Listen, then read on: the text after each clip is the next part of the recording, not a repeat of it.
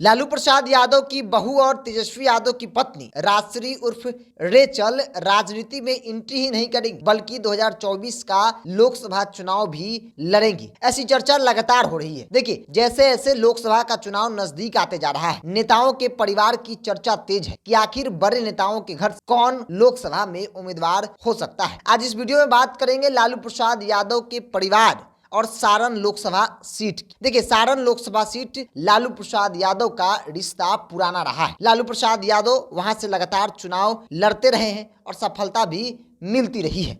और इसी बीच चर्चा है कि राजश्री उर्फ रेचल यानी तेजस्वी यादव की पत्नी और लालू यादव की बहू लोकसभा का चुनाव सारण लोकसभा सीट से लड़ेगी। और देखिए, इस वीडियो में हम बात करेंगे सारण लोकसभा सीट की, समीकरण की और वहां का इतिहास क्या रहा है। देखिए, सारण जितना राजनीतिक रूप से महत्वपूर्ण है उतना ही ऐतिहासिक रूप से गर्व महसूस करता है। इस धरती पर श्री राम ने अहिल्या को मुक्ति दिलाई थी। सारण अंग्रेजों के समय व्यापार का केंद्र हुआ करता था। यहाँ के लोगों ने आजादी की लड़ाई में बड़ी भूमिका निभाई। सबसे बड़ी बात कि सारण की धरती पर लोक नायक जयप्रकाश नारायण का जन्म हुआ।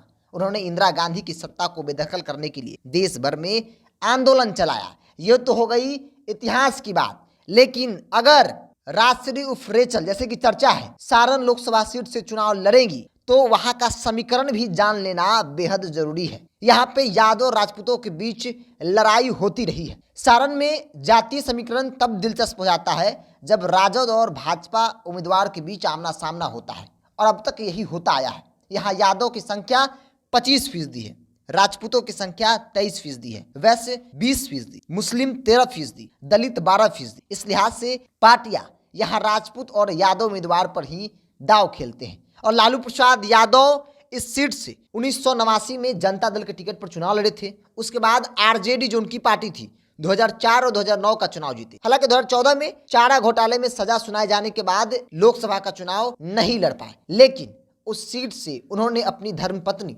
और बिहार के पूर्व मुख्यमंत्री राबड़ी देवी को मैदान में उतारा।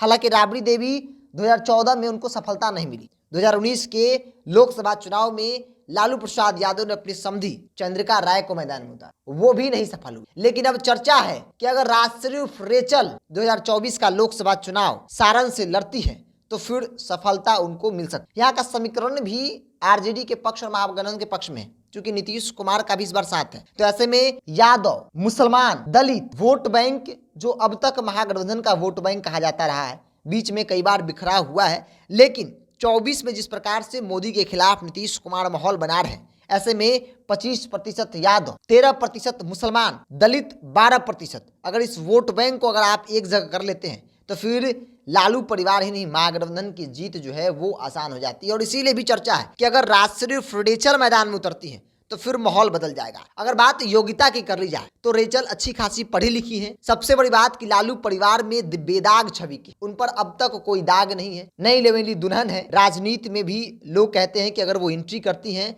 तो फिर एक अलग मुकाम तक जा सकती हैं, क्योंकि लालू परिवार में एक पढ़ी लिखी महिला है। तो ऐसे में सारण की जनता भी आसानी से उन्हें स्वीकार कर सकती है। हालांकि वर्तमान सांसद की बात कर ली जाए तो 2014 में राजीव प्रताप रूढ़ी ने राबड़ी देवी को हराया, फिर 2019 में चंद्रिका राय को हराया। 24 में मुकाबला किसके बीच होगा यह देखना दिलचस्प होगा। लेकिन फिर वही सवाल है कि क्या लालू प्रसाद यादव अपनी पत्नी की तरह इस बार अपनी बहू को 2024 के मैदान में सारण सीट से उतारेंगे क्या?